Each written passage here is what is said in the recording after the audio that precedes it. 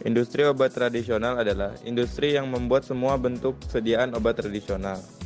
Industri ekstrak bahan alam adalah industri yang khusus membuat sediaan dalam bentuk ekstrak sebagai produk akhir. UKOT adalah usaha yang membuat semua bentuk sediaan obat tradisional kecuali bentuk sediaan tablet dan effervescent.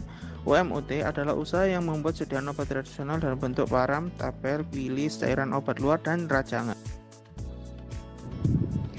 Usaha jamu racikan adalah usaha yang digunakan oleh depot jamu atau sejenisnya yang dimiliki perorangan dengan melakukan pencampuran sediaan jadi dan atau sediaan segar obat tradisional untuk dijajakan langsung kepada konsumen.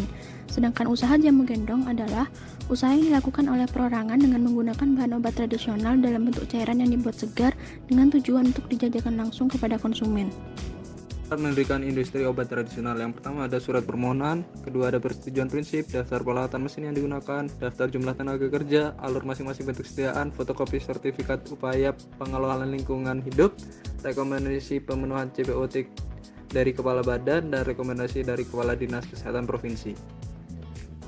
Wewenang obat tradisional adalah dokumen resmi yang berisi pernyataan komitmen semua pihak yang menetapkan tujuan dan sasaran nasional di bidang obat tradisional beserta prioritas, strategi, dan peran berbagai pihak dalam penerapan komponen-komponen pokok kebijakan untuk pencapaian tujuan pembangunan nasional, khususnya di bidang kesehatan.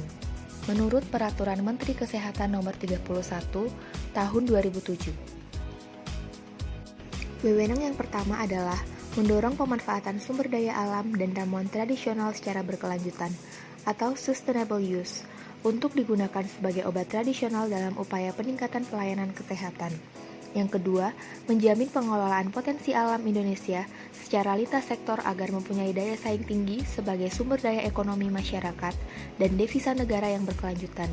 Yang ketiga, tersedianya obat tradisional yang terjamin mutu, khasiat, dan keamanannya teruji secara ilmiah dan dimanfaatkan secara luas baik untuk pengobatan sendiri maupun dalam pelayanan kesehatan formal.